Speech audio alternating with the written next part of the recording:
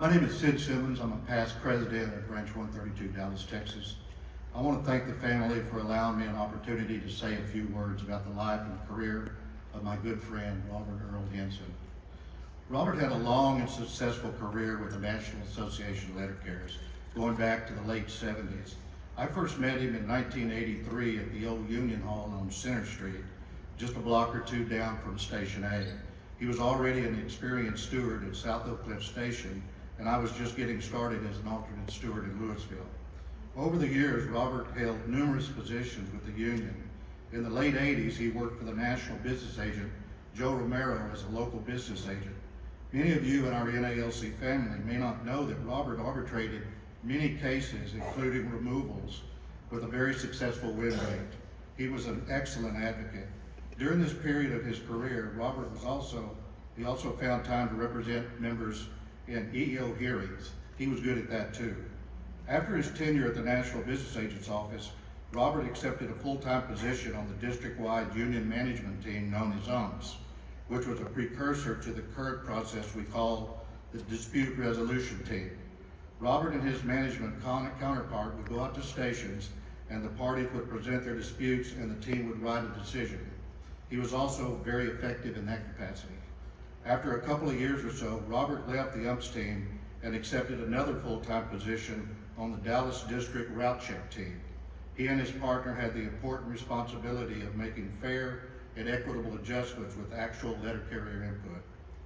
All his prior NALC positions prepared Robert for the next 29 consecutive years of his career when he was elected Vice President of NALC Lone Star Branch 132 in 1996.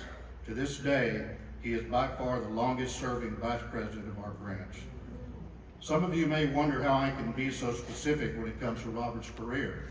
That's easy. I was right there with him when it was going on, especially the last 30 years that we served together as branch officers. And I also replaced him at the National Business Agent's Office as well as the UPS team. At this time, I'd like to share some personal memories about Robert. He loved to drive. Over the many years that Earl, Danny, and I worked with him, he always drove. I mean, always. We always knew without ever saying a word that when we went to lunch, it was going to be in his car and he was going to drive. It was the same when we took road trips, no matter the distance. Robert knew more people than anyone that I've ever known. The odds were good that when we went somewhere in Dallas to eat or go to Walmart or Staples, he would see a classmate, a church member, a postal employee, or just an old friend. I wouldn't have believed it if I hadn't seen it with my own eyes. Robert always loved to make travel and hotel arrangements for our branch delegates. To make sure that his accommodations were satisfactory, he would book a flight to the convention city well in advance and scout it out. He even flew to Honolulu, Hawaii.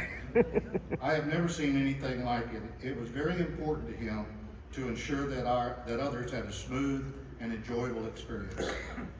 Many years ago, Robert and I went to a training school and shared a room to save some money. Back in those days, the branch couldn't allocate enough funds to cover all the expenses. I still remember how much luggage Robert brought with him. My wife Sharon, who's here today, takes less luggage when we travel. That says something. I guess that's why Robert always looks so spiffy.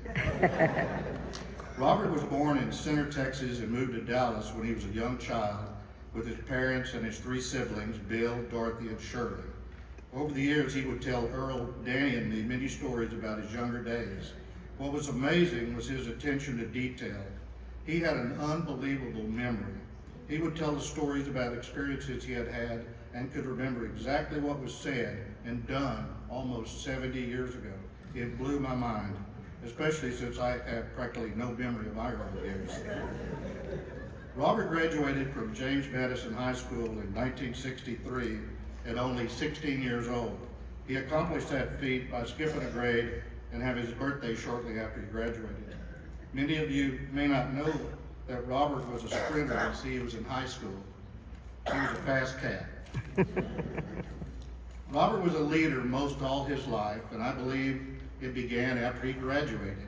He often told me about his involvement in preparing for his annual class reunions. Early this year, his graduating class celebrated their 67th anniversary. I'm sure some of his, well, I wrote this, I see you're here right here, and I know Carolyn's here. Robert had an amazing life, personally and professionally. However, above and beyond all his many accomplishments, he was just a good and decent man with a heart of gold. He will be missed by his family and his many friends, including myself. May you rest in peace, my friend.